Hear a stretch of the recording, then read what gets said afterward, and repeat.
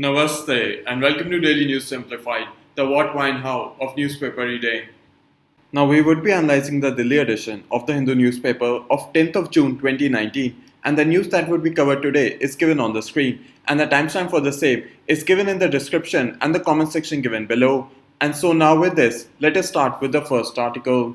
Now we have taken this opinion-based editorial from the editorial page on page 10. Now what this article talks about is India's relationship with the country of Nigeria.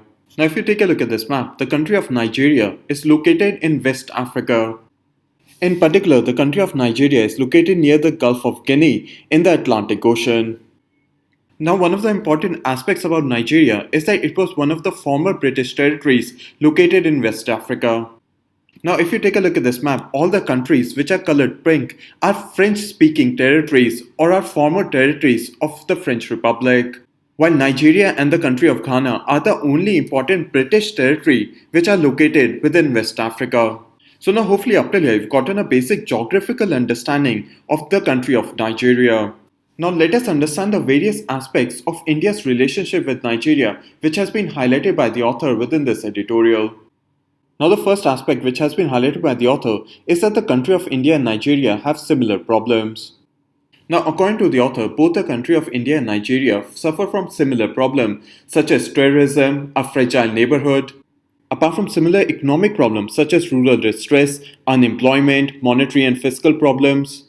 Similarly, both the countries also suffer from similar social problems such as rampant corruption, communalism, apart from other social problems. Now it is within that context that the author is saying that both countries can evolve mechanisms to address the similar problems that the both countries are facing, and thereby both India and Nigeria then can cooperate with each other based on shared solutions. Now apart from this, what the author is also highlighting is the importance of the country of Nigeria for India. Now you need to understand that Africa is the most populous country within the continent of Africa. And apart from this, Nigeria is also the largest economy within the African continent. Apart from this, one of the important aspects of Nigeria for India is that it is also the world's sixth largest oil exporter and one of the largest oil exporter within the continent of Africa.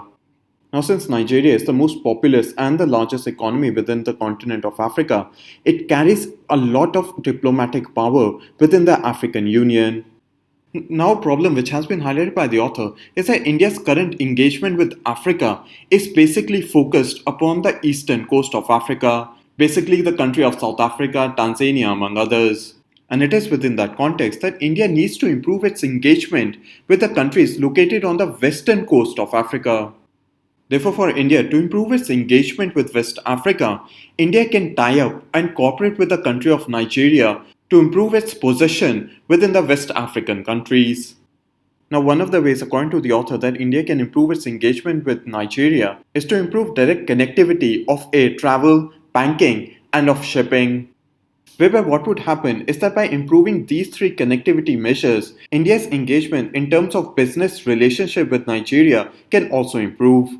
Now the third aspect which the author has highlighted is of trade and commerce.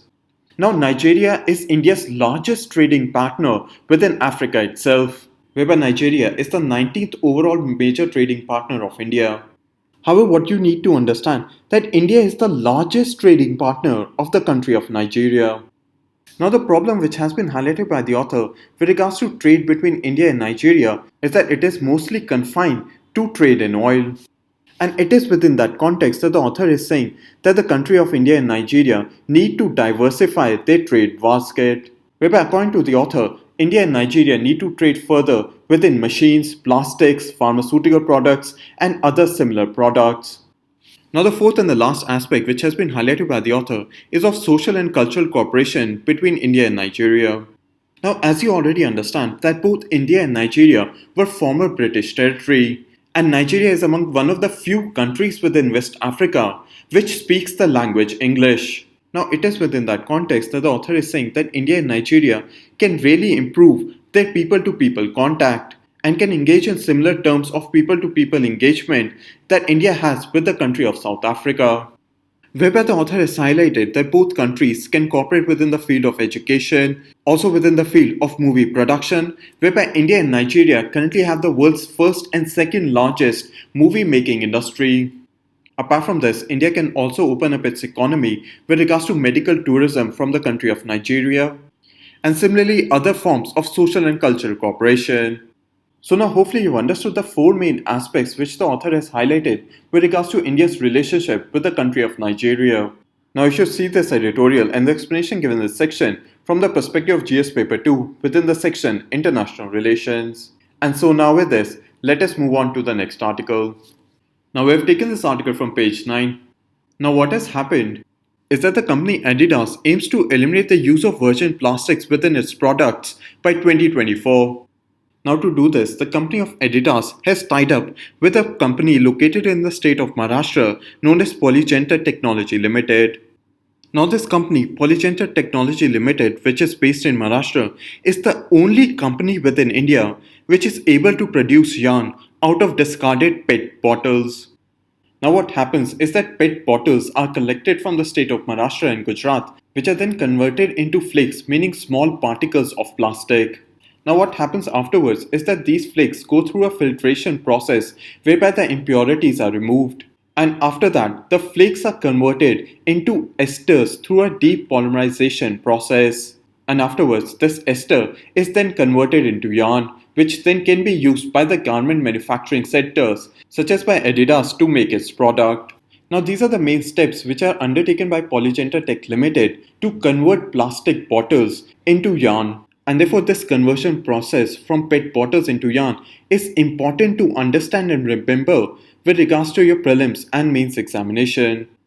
Now what generally happens is that the plastic flakes which have been produced are converted into their base product, which is ester.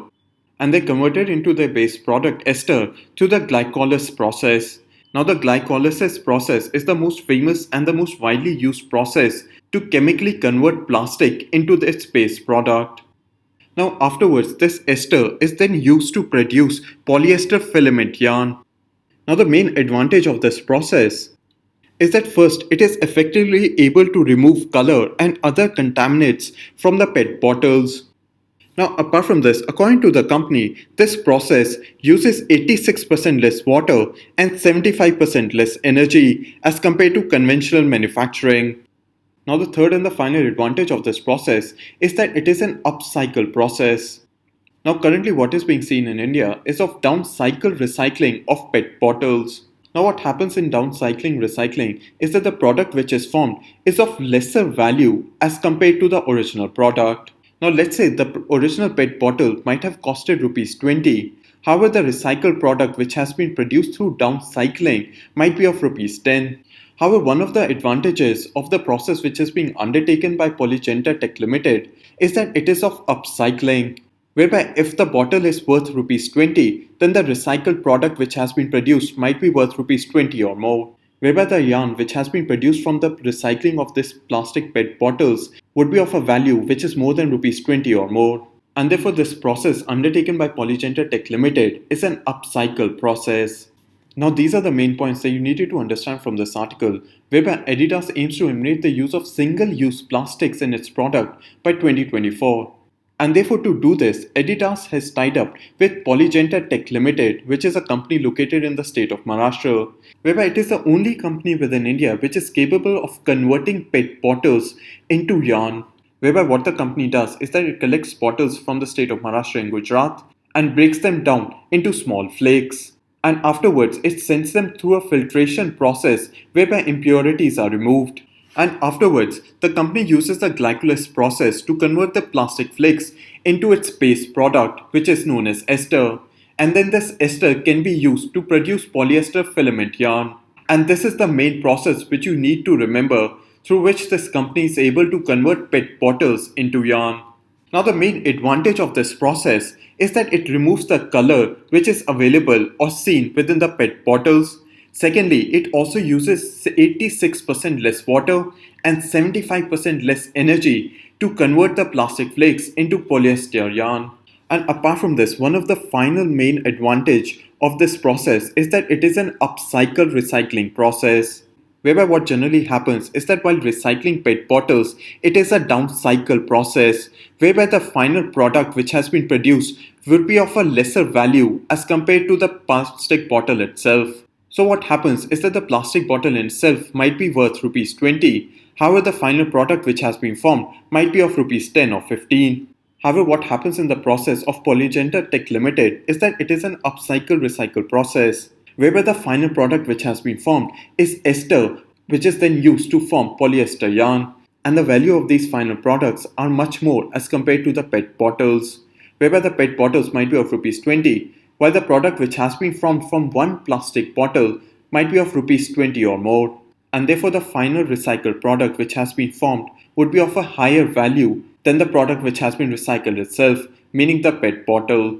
So now hopefully you've understood the main crux of this article, and you should see this article and the explanation given in this section from the perspective of GS Paper 3 within the section Technology and also within the section Environment.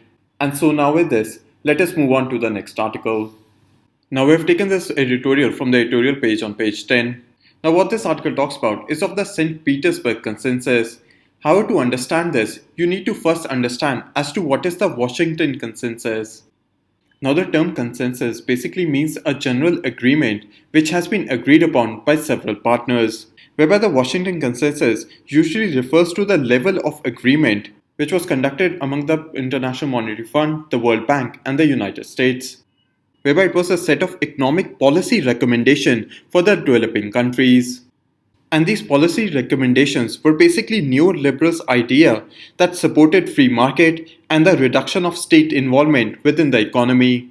Now it is within that context that this editorial talks about the St. Petersburg Consensus.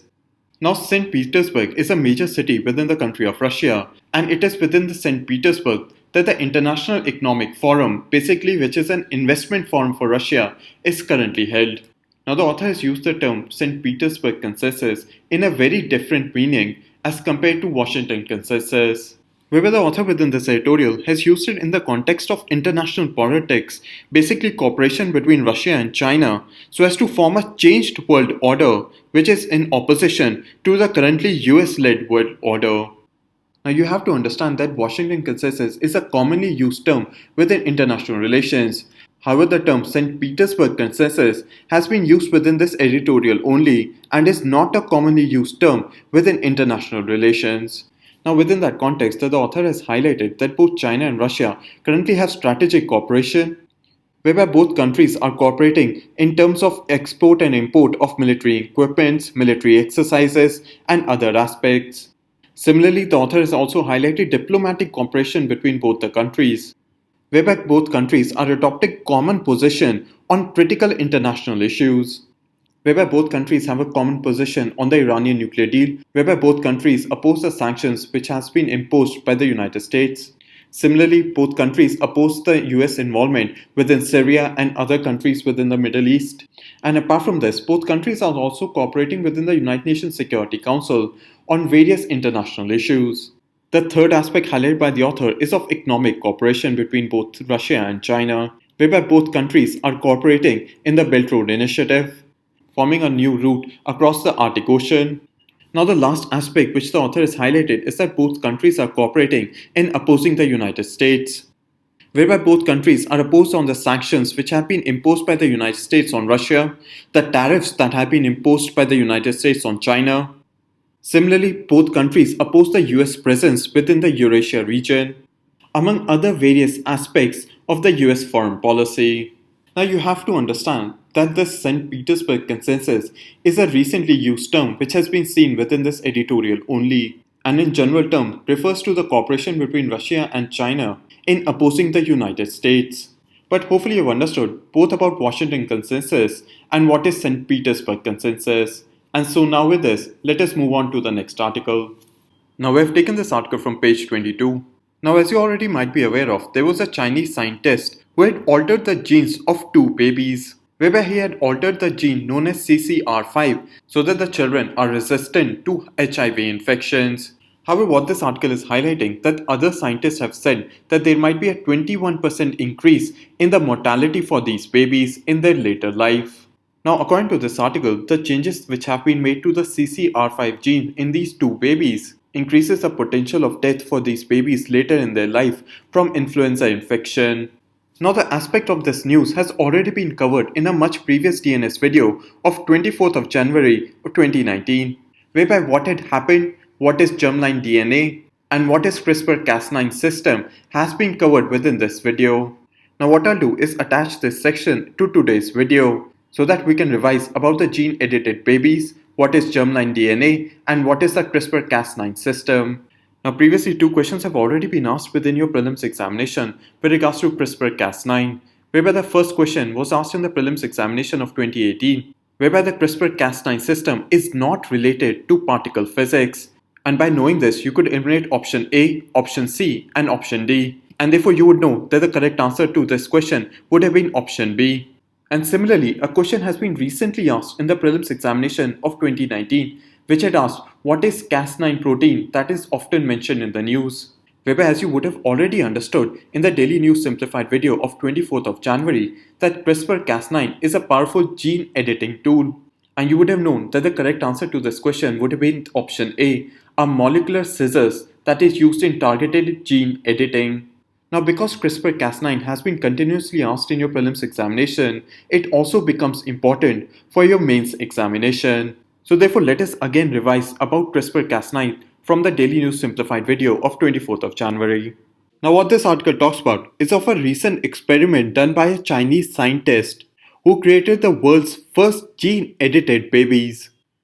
Now what this Chinese scientist did was make changes to a particular gene called CCR5 of two twin Chinese babies. And the reason this Chinese scientist made changes to the CCR5 gene of two Chinese babies so as to make them immune to HIV. However, this experiment of the Chinese scientist was heavily criticized within China and outside world, whereby it has been criticized that by making changes to the CC5R gene, even though the Chinese scientists may immunize the babies against HIV, but however they become much more prone to the West Nile fever, whereby currently it is not understood as to how changes to the CC5R gene would react to other forms of diseases. So hopefully you've understood the main context of this editorial, whereby this article is highlighting that the Chinese scientist had created what is called the first gene-edited babies, whereby he made changes to the CC5R gene of two Chinese babies so as to immunize them against HIV.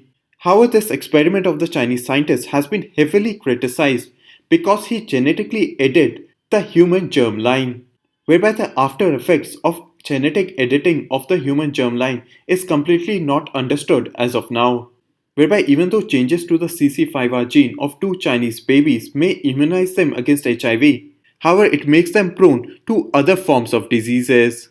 But what you need to understand with regards to your upcoming prelims examination of 2019 as to what is CRISPR-Cas9 and secondly, what is human germline. Now CRISPR-Cas9 is a bacterial immune system turned into a powerful gene editing tool. Now what generally happens in the CRISPR-Cas9 system is that it consists of a DNA cutting enzyme called Cas9, and it also includes a short piece of RNA that guides the enzyme to a specific spot. So let's say if in this image you consider this DNA. So in this DNA, this particular section is what the scientists want to cut. Now first to reach this particular target sequence, what the scientists would do is create a copy of this target sequence and call it the guide RNA. And this guide RNA would be used as a mean to make sure that Cas9 reaches this spot. And once Cas9 reaches this spot, it cuts the target sequence. And after this has happened, there are two procedures that can happen, whereby if the scientists only want to cut this target sequence, then what would happen is that these ends of the DNA would then join together and repair itself. But if the scientists want to paste in another form of DNA within the sequence, and with the help of the guide RNA, they would make sure that the DNA which the scientists want to paste in this area reaches this spot.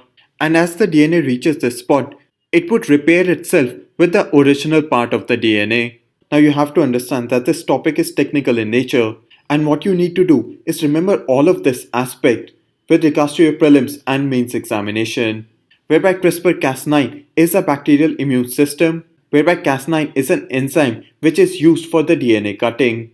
And the third main point that you need to remember about this is that an RNA is used to guide the enzyme or Cas9 to the specific spot which the scientists want to cut.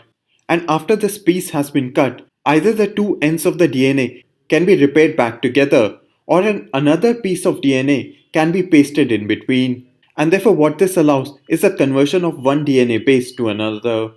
Now, after understanding as to what is CRISPR-Cas9 system, what you need to also understand is what is the human germline. Now, in the simplest of terms, they are germ cells, such as eggs or sperms, which are located in the human reproductive system. Now, the DNA that is contained in these germ cells, such as in the sperm and the eggs in the human reproductive system, is known as the germline DNA. And this germline DNA then becomes the source of all other form of DNA in a human body. So therefore, any changes to the germline DNA makes the changes inheritable to the future generations. And thereby it was within that context that this experiment by a Chinese scientist on gene-edited babies was heavily criticized, whereby this change to the CC5R gene which he had made to those two babies, then this change would also be passed on to the future offspring that these babies may have in the future. And since the after effects of genetic editing of human germline is currently not understood, it is as of now not currently recommended to be practiced on humans. So now hopefully you've gotten a basic understanding as to what is CRISPR-Cas9 and what is germline DNA. Now as we already understand, the topics were technical in nature, and what I'll do is provide you a link to a video which has explained about CRISPR-Cas9 and how it can be used to ending diseases, designer babies, and with other aspects of genetic engineering. And you can take a look at this video to further understand about CRISPR-Cas9 and its effect with regards to genetic engineering. And therefore now with this, let us move on to the next article. Now we have taken this article from page 15. Now the focus of this article is quite small, whereby there are two trends that you need to remember from this article. Now the first trend is that there are over 6 crore MSMEs within India, or micro, small and medium enterprises. However, the trend that you need to remember is that rural MSMEs are higher in percentage as compared to the urban MSMEs, whereby the percentage share of the rural sector is of 51%, while that of the urban sector is of 49%. The second trend that you need to remember is that micro enterprises form about 98% of the total MSME enterprises. The third trend that you need to remember is that the urban areas have more small enterprises and medium enterprises, but it is only the micro enterprises which the rural area has more than the urban areas. So now hopefully you've understood the main trends from the first graph. Now let us understand the employment trend within the MSME sector, which has been highlighted within this article. Now there are about 11 crore people which are employed within the MSME sector. Now out of this, 55% are employed within the urban area and 45% are employed within the rural area. Now it is within that context that the article has highlighted that there are more MSME enterprises within the rural area. However, it is the urban area MSMEs which employ much more people, whereby they employ 23% more people than the rural areas. Now the second trend that you need to know with regards to employment is that again it is the micro enterprises that employ about 95% of the population within both the rural and the urban areas. The third trend with regards to employment that you need to know is that it is the urban area which employs much more people as compared to the rural area in all the sectors, whether it's micro, small or medium enterprises. Now these are the three main trends that you needed to understand with regards to employment within the MSME sector. So now hopefully you have understood the various trends that have been given within this article with regards to the MSME sector. And so now with this, let us move on to the next article. Now we have taken this article from page 11. Now what this article talks about is a comparison between the NITI Aayog and the Planning Commission.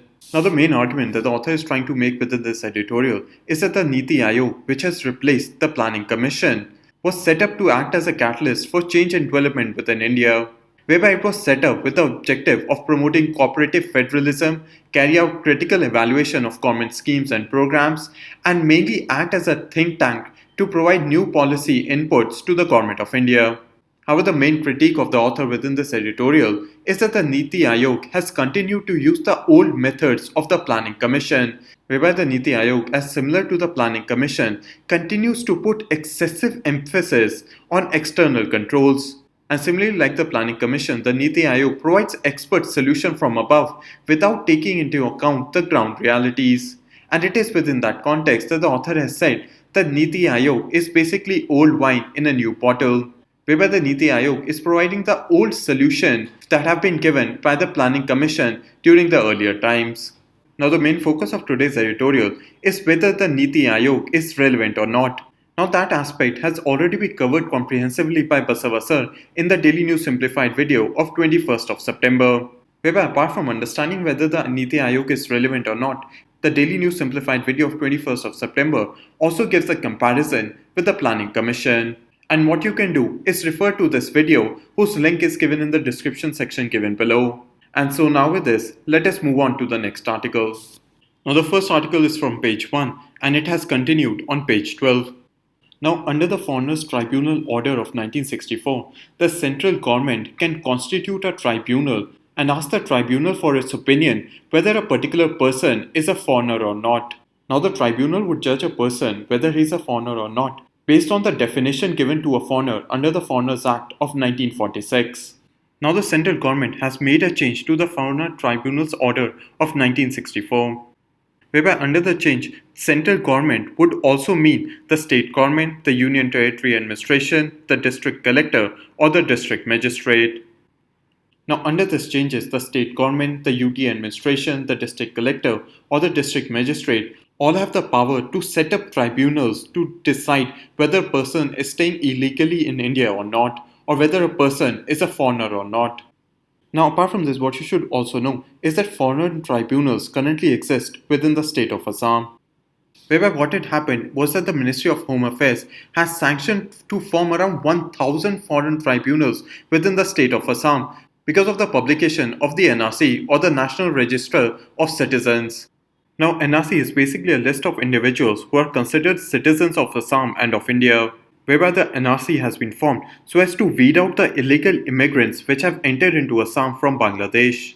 Now it is within that regard that the foreign tribunals have been formed in Assam so that various individuals who may not find their names within the NRC or individuals who have been accused of being illegal migrants within the state of Assam can then go to the foreign tribunals and showcase that they are citizens of India.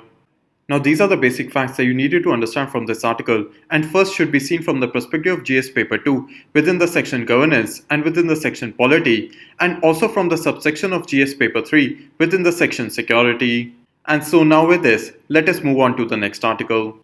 Now we have taken the lead editorial from the editorial page on page 10. Now this article highlights a case of an individual who was a former army officer and had been declared as an illegal immigrant by the Foreigners Tribunal, whereby what had happened was that this particular person was misclassified as being a laborer and was then misrepresented as being an illegal immigrant. Now because of being declared as an illegal immigrant, this former army officer was sent to a detention camp within the state of Assam. However, what has happened recently is that the Guwahati High Court has released this person on a bail.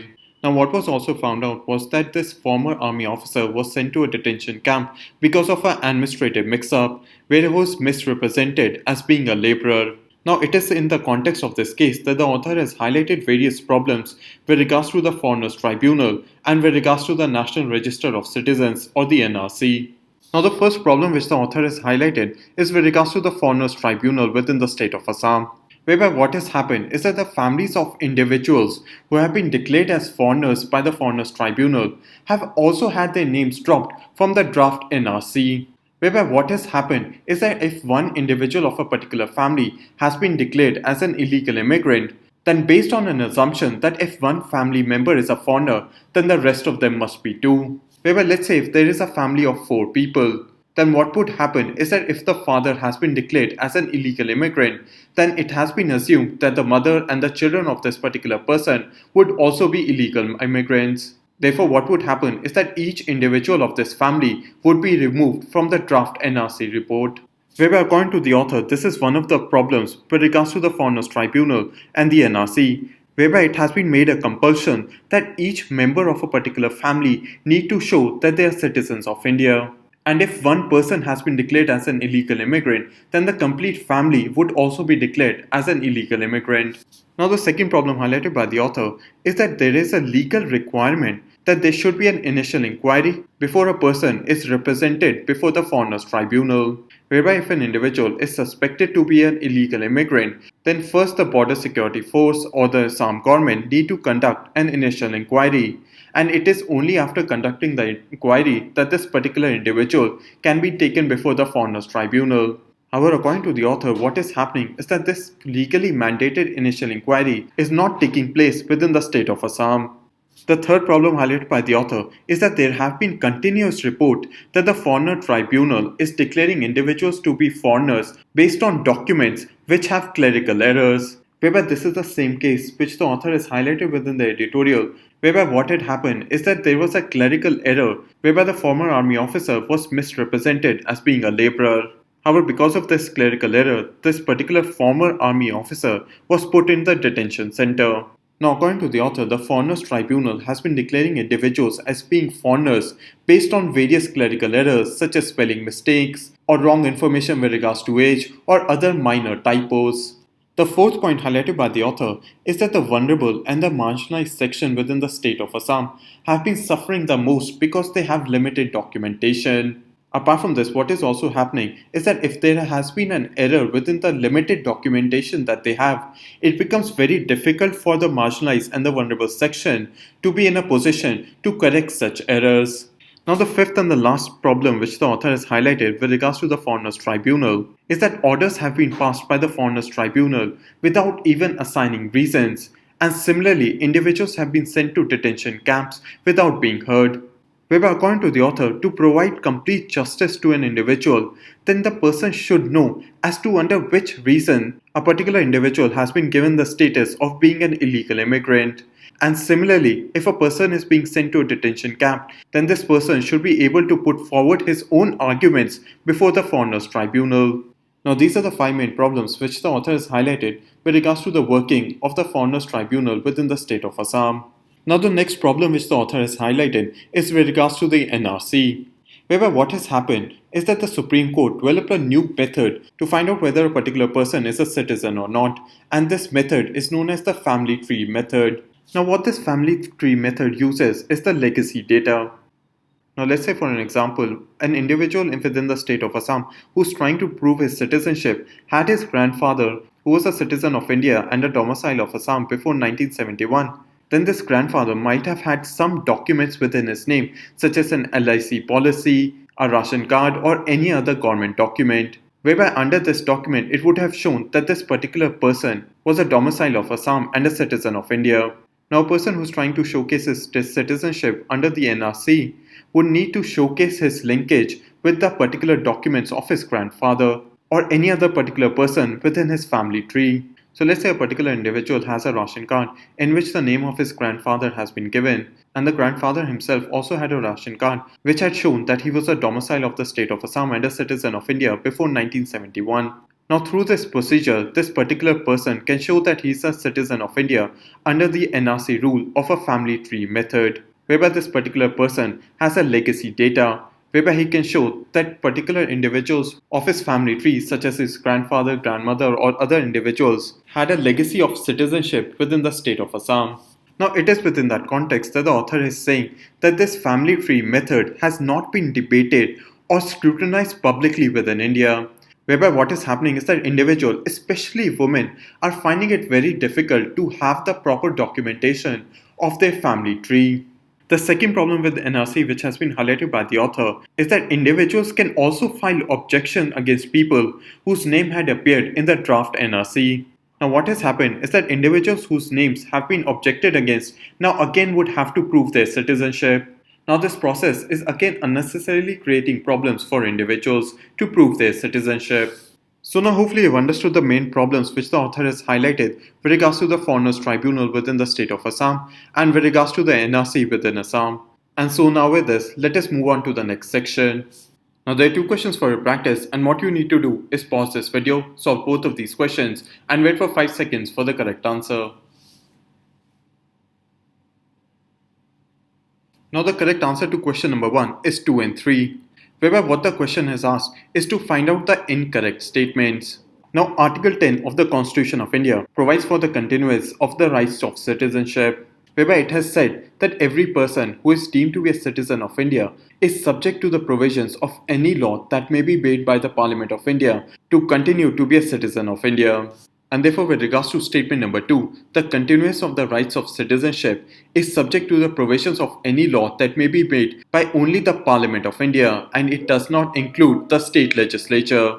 Similarly, if you take a look at Article 11 of the Constitution of India, whereby the Parliament has the power to make any provision with respect to the acquisition and termination of citizenship and all other matters relating to citizenship. And therefore, within that regard, statement number 1 is correct. Now, with regards to statement number 3, which is incorrect, whereby any changes which has been made with regards to citizenship by the Parliament of India is within the purview of the Supreme Court of India and is within the aspects of judicial review.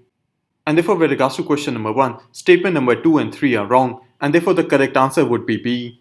Now, with regards to question number 2, the correct answer is D, 1, 2 and 3, whereby the registration, the extension of citizenship by the incorporation of territory and naturalization are all processes under which a person can acquire citizenship of India. Apart from this, there are two other provisions, first being birth and the second being descent, through which a person can acquire the citizenship of India.